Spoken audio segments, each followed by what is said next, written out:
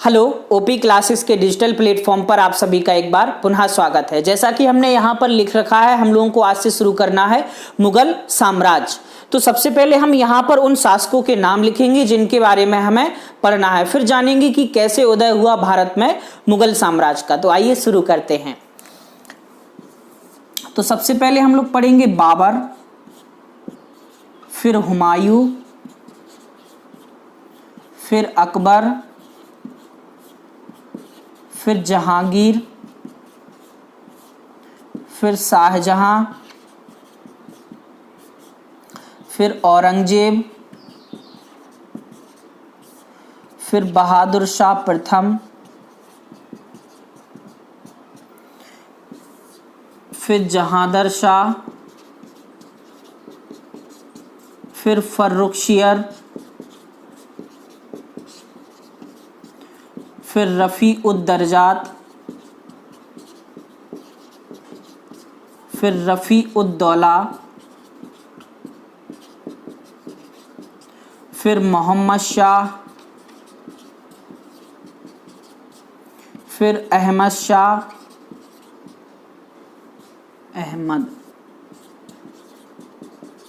फिर आलमगीर द्वितीय, फिर शाह आलम द्वितीय, फिर अकबर द्वितीय, और अंत में पढ़ेंगे हम लोग बहादुर शाह द्वितीय। ये शुरू होता है भारत में अगर बात की जाए 1526 में और समाप्त होता है आपका 1857 में। ठीक, तो ये प्रमुख मुगल वो सम्राट है। इनके अलावा और भी छोटे मोटे सम्राट होते हैं जिनके बारे में बीच बीच में हम लोग पढ़ते चलेंगे, लेकिन शुरुआत करेंगे हम लोग बाबर से। तो बाबर का जन्म हुआ था 14 फरवरी 1483 को। पिता उमर शेख मिर्जा, जो कि फरगना के छोटे से जमींदार थे या जागीरदार कह सकते। माता कुतुब निगार खानम, दादी एहसान दौलत बेगम। प्रारंभिक जीवन में ही पिता की मृत्यु हो जाने पर इनके खुद के रिश्तेदारों ने और आसपास के शासकों ने इनसे फरगना छीन लिया और इन्हें फरगना से निकाल दिया। लेकिन इनकी दादी एहसान दौलत बेगम ने आगे चलकर शासन को वापस प्राप्त करने में इनकी बड़ी मदद की। तो आइए शुरू करते हैं बाबर के बारे में।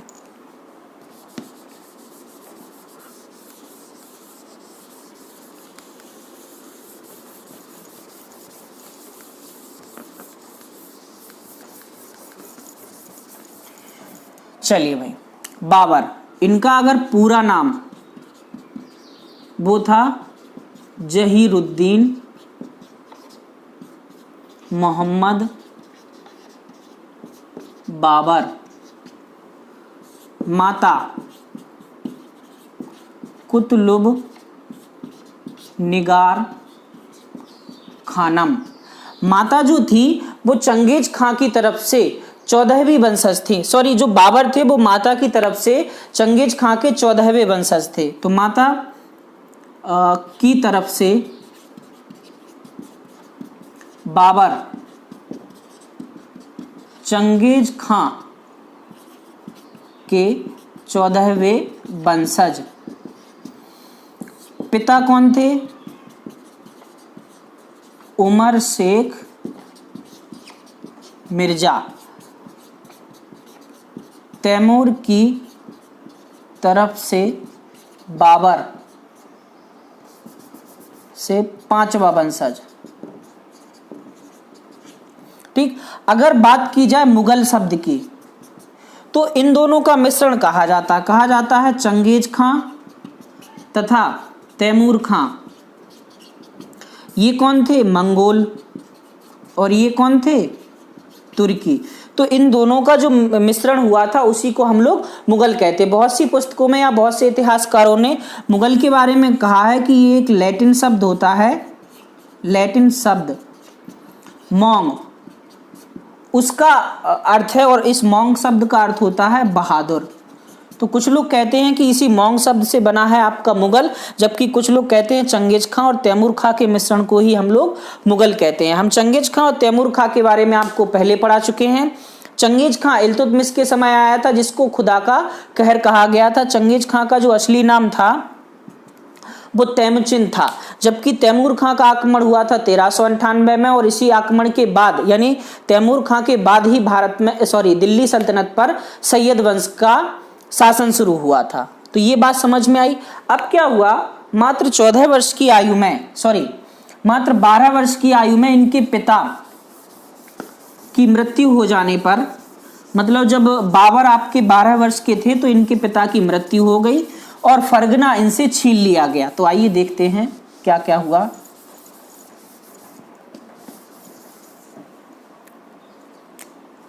यहां पे लिख सकते 1494, पिता उमर शेख मिर्जा, मृत्यु हुई। ये कहां पर थे, फरगना। इनकी दादी का नाम क्या बताया था हमने, दादी थी एहसान दौलत बेगम। इन्होंने क्या किया था, पालन पोषण किया था बाबर का, पालन पोषण। ठीक, तो पिता की मृत्यु के बाद ही आसपास के जो शासक थे, उज्बेक शासक थे, उस्मानी शासक थे, उन्होंने बाबर को उनके फरगना से बाहर निकाल दिया। तो एक शासक थे उज्बेक शासक कौन थे, सैवानी खां ने बाबर को हराकर फरगना तथा समरकंद पर कब्जा किया। ठीक, लेकिन इनकी दादी एहसान दौलत बेगम के बताए हुए तरीकों से इन्होंने पुनः अपना पूरा जो साम्राज्य वो वापस लिया था। इसी के तहत इन्होंने क्या किया, 1504 में इन्होंने जीता था कांधार, 1506 में इन्होंने जीता काबुल, किसने, बाबर ने पुनः जीते।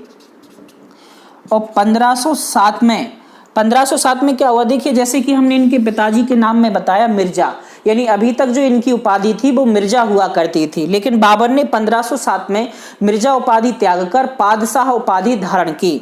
तो 1507 में मिर्जा उपाधि त्यागी, कौन सी उपाधि धारण की, पादशाह उपाधि धारण की।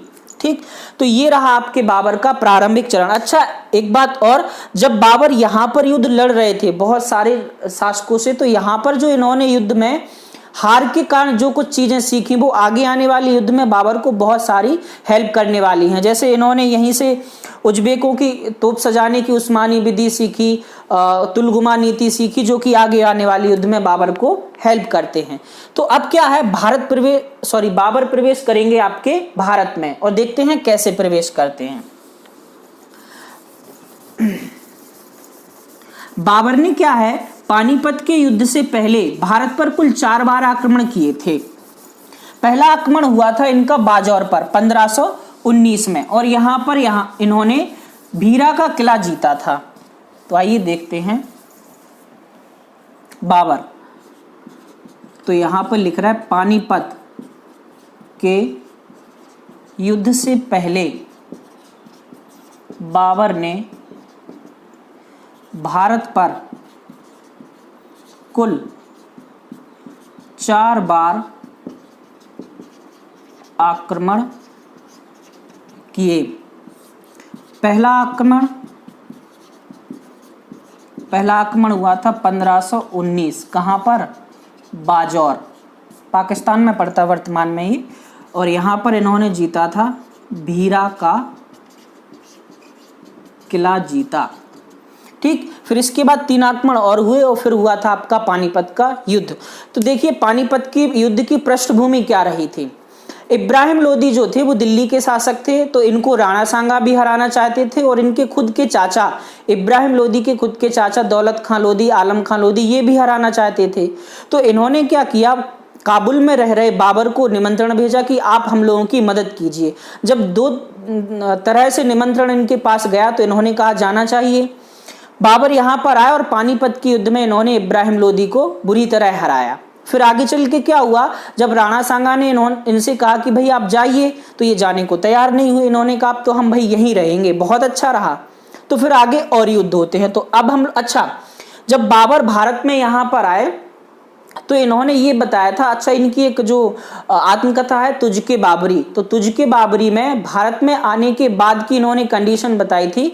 तो इन्होंने बताया था कि भारत में उस समय कुल 5 आपके मुस्लिम राज्य थे और कुल 2 हिंदू शाही राज्य थे। तो यहां पे हम लोग लिख सकते, भारत में बाबर ने कुल 5 मुस्लिम राज्य तथा 2 हिंदू राज्य होने की बात कही। कहाँ पे की? बाबर की आत्मकथा तुझके बाबरी, ये किस भाषा में है? तुर्की भाषा में। ठीक, इसके अलावा ये भी कहा था बाबर ने कि इनके समकालीन जो यहाँ का बहुत ही बलशाली अगर राजा माना जाए वो था कृष्णदेव राय। तो बाबर ऐसा लिख सकते, बाबर के समकालीन कृष्णदेव राय थे। ठीक है, अब हम लोग पढ़ेंगे पानीपत के प्रथम युद्ध के बारे में। तो ये सारी बातें हो गई। ठीक, आइए आगे देखते हैं।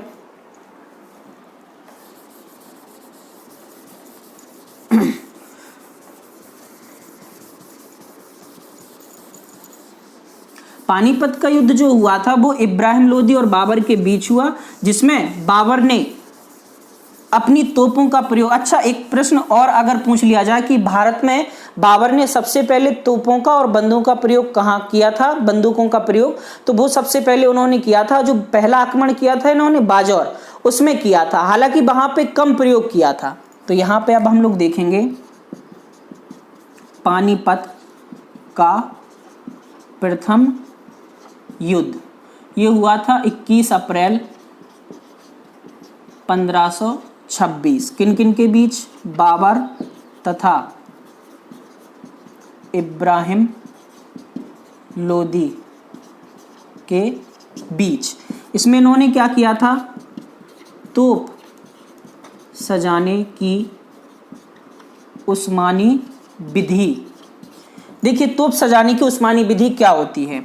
जैसे मान के चलो ये इनकी तोप है। ठीक, इस तोप के आसपास ये क्या करते थे? गाड़ियां चलाते थे अपनी, मतलब जो रथ वगैरह होते थे या गाड़ियां, वो लेकर चलते थे। तो सामने वाली सेना को तोप दिखाई ही नहीं देती थी। वो सोचते थे कि गाड़ियों पर सैनिक आ रहे हैं, और जैसे ही तोप नजदीक पहुंचती थी ये गाड़ियां हटा ली जाती थी और चारों तरफ इससे आक्रमण किया जा सकता था। तो ये थी तोप सजाने की उस्मानी विधि। इसके अलावा इन्होंने प्रयोग किया था तुलगुमा नीति का। यहां पे लिख सकते, युद्ध की तुलगुमा नीति। युद्ध की तुलगुमा नीति क्या थी? जैसे मान के चलो ये बाबर है और ये इनकी सेना खड़ी है, यहां पे आपके इब्राहिम लोदी हैं और ये इनकी सेना खड़ी है। ठीक, तो इसमें क्या होता था? तुलगुमा नीति के तहत ये जो सामने सेना है, इसके अलावा बाबर दूर अपनी यहां पर तथा इस तरफ भी कुछ सेना खड़ी करता था, जो कि दिखाई ना दे इन लोगों को, बहुत दूर। और जैसे ही इनका आक्रमण होता था तो सामने वाली सेना के अतिरिक्त ये सेना और ये सेना दोनों मिलकर आक्रमण करती थी, यानी कोई भी दुश्मन जो है वो तीनों तरफ से घिर जाता था।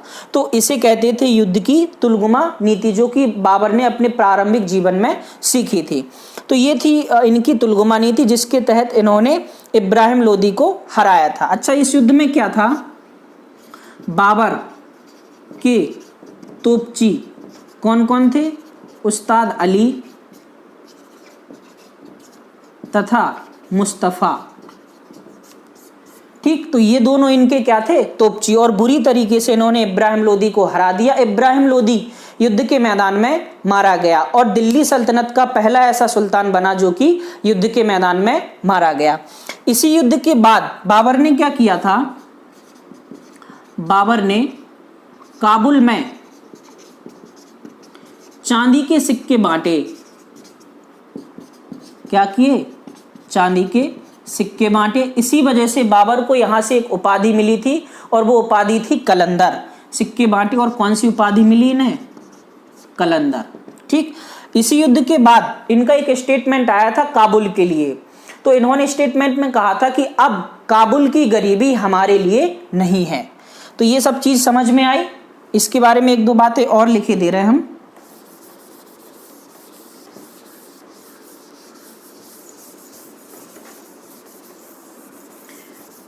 ठीक, यहां पे हम लोग लिख सकते, स्टेटमेंट क्या आया था, अब काबुल की गरीबी हमारे लिए नहीं है। ठीक, और प्रत्येक काबुल निवासी को एक चांदी का सिक्का बांटने की वजह से इन्हें क्या कहा गया, कलंदर। ठीक, इसके अलावा बाबर ने 2 सिक्के और चलाए थे। बाबर ने सिक्के काय के थे, चांदी के। कौन कौन से चलाए थे, एक चलाया था इन्होंने सिक्के चांदी के बाबरी, बाबरी, और एक चलाया था शाहरुख।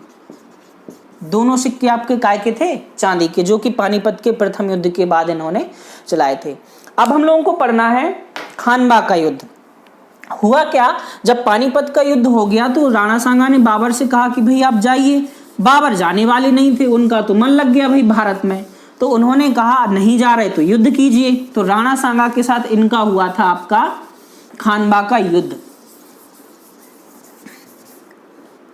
अच्छा, खानबा के युद्ध से पहले एक आपके कह सकते कि एक भविष्यवाणी की थी एक व्यक्ति ने। उन्होंने ये कहा था कि इस युद्ध में बाबर हार जाएंगे, जिस वजह से बाबर की सेना का मनोबल टूट गया था।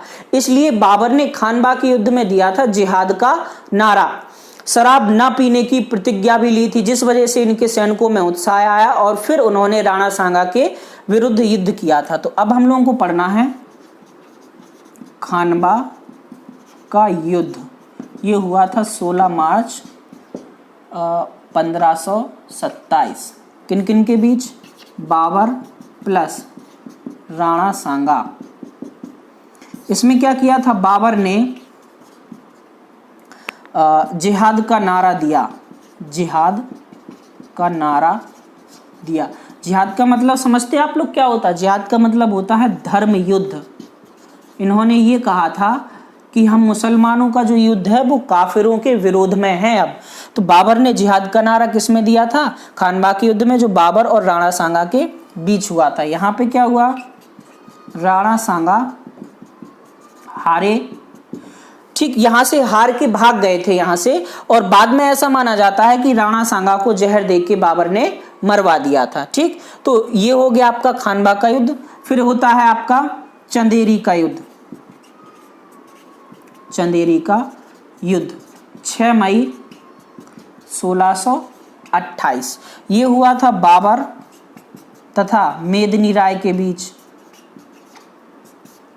चंदेरी के शासक थे मेदिनी राय, उनके बीच हुआ था ये। ठीक, तो हुआ क्या, इस युद्ध में चंदेरी के शासक जो थे मेदिनी राय हार गए। इसके अलावा क्या हुआ, मेदिनी राय के राज्य में जो राजपूत स्त्रियां थी उन सभी ने जौहर कर लिया था, लेकिन मेदिनी राय की जो 2 पुत्रियां थी उनको हुमायूं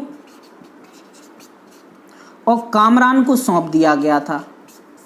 किनको, हुमायूं तथा कामरान को। और यहां पर मेदिनी राय बुरी तरीके से चंदेरी का युद्ध हार गए। बाबर का जो अंतिम युद्ध होता है वो होता है आपका घाघरा का युद्ध,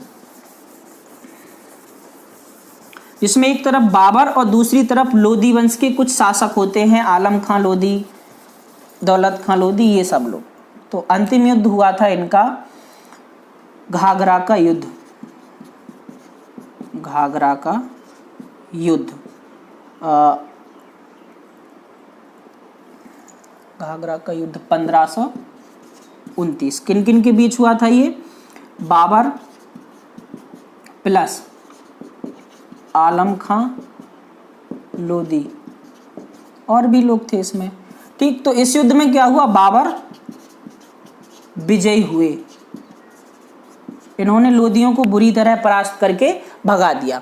इस युद्ध के बाद क्या हुआ, दिसंबर 1530 में बाबर की मृत्यु हो गई। कुछ लोग कहते हैं कि बाबर की मृत्यु हुई थी बीमारी के कारण, कुछ लोगों के क्या कहना है कि एक घटना हुई थी। क्या हुआ था कि बाबर अपने पुत्र हुमायूं को बहुत प्रेम करते थे और हुमायूं हो गया बीमार, लेकिन इस बीमारी का कोई इलाज नहीं हो रहा था। तब एक आपके गुरु आए थे, उन्होंने ये बताया था कि भाई अगर हुमायूं को बचाना है तो बाबर को अपने प्राण देने पड़ेंगे। तो ऐसा ही एक टोटका किया था इन्होंने कि हुमायूं के चारपाई के चारों तरफ इन्होंने चक्कर लगाए और ऐसा माना जाता है कि हुमायूं उसी दिन से ठीक होने लगा और बाबर आपके बीमार पड़ने लगे। ठीक, और आगे चल के इनकी 1530 दिसंबर 1530 में मृत्यु हो जाती है। कुछ इतिहासकारों ने ऐसे भी कहा है कि जो आपकी मेदिनी राय की जो माता थी, उन्होंने जहर देकर आपको जो बाबर थे उनको मरवाया है। तो हुआ क्या, आगे ज्यादा कुछ नहीं पढ़ना है। 1530 दिसंबर में बाबर की मृत्यु हुई। पहले इन्हें क्या है, आगरा में एक बाग है आराम बाग, जिसको पहले नूर अफगान बाग कहा जाता था, उसमें दफनाया गया था। लेकिन काबुल, बाद में बाबर की इच्छा के अनुसार इन्हें काबुल में दफनाया गया। तो पहले आगरा के नूर अफगान बाग, जिसको हम लोग कहते आराम बाग, में दफनाया गया। अच्छा, एक बार प्रश्न पूछा गया था कि मुगल साम्राज्य में ज्यामिति पद्धति पर बना पहला नमूना कौन सा है, तो वो आपका बाबर का मकबरा ही है। तो ये काय से बना था, ज्यामिति पद्धति पर। बाद में क्या हुआ, बाद में बाबर को काबुल ले जाया गया।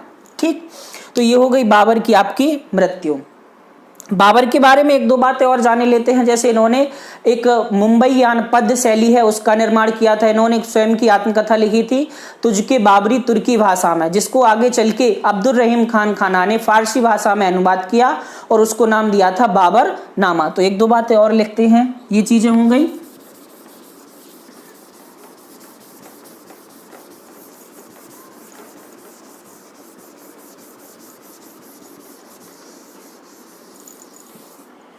ठीक, तो बाबर ने क्या किया, गद्य की शैली मुबैयान विकसित की, पैमाना गज ए बाबरी चलाया, आत्मकथा तुझके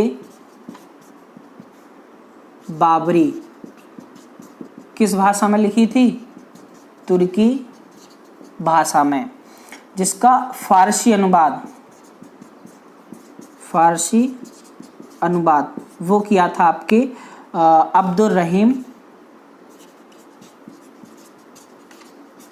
खान खाना ने। किस नाम से, बाबर नामा। ठीक, अच्छा, बाबर के कुल 4 पुत्र और 1 पुत्री थी। चारों पुत्र में हुमायूं, कामरान, असगरी और हिंदाल, ये बाबर के 4 पुत्र थे। इसके अलावा इनकी पुत्री थी गुलबदन बेगम, और इन गुलबदन बेगम ने क्या लिखा था, हुमायूं नामा। इस हुमायूं नामा में गुलबदन बेगम ने आधा जो हुमायूं नामा है उसमें बाबर का वर्णन किया था और आधे हुमायूं नामा में इन्होंने हुमायूं के बारे में लिखा था। तो ये आपकी बातें होंगी प्रमुख, किनके बारे में, बाबर के बारे में। अगले जो शासक होंगे वो आपके कौन होंगे, हुमायूं होंगे। ठीक, अच्छा, एक बात और, बाबर ने क्या किया था, बाबर जब गद्दी पर बैठे, इनके पहले दिल्ली सल्तनत में सुल्तानों का साम्राज्य था, लेकिन इन्होंने सुल्तान बनने की प्रथा को समाप्त किया और इन्होंने कौन सी प्रथा चलाई थी, बादशाह बनने की, यानी सुल्तान की प्रथा समाप्त की, बादशाह बनने की प्रथा चलाई। ठीक, तो ये आपकी प्रमुख बातें होंगी किनके बारे में, बाबर के बारे में। अगली क्लास में हम लोग पढ़ेंगे हुमायूं के बारे में। तो आज के लिए इतना ही, इन सब बातों को अच्छे से नोट कर लेना। धन्यवाद।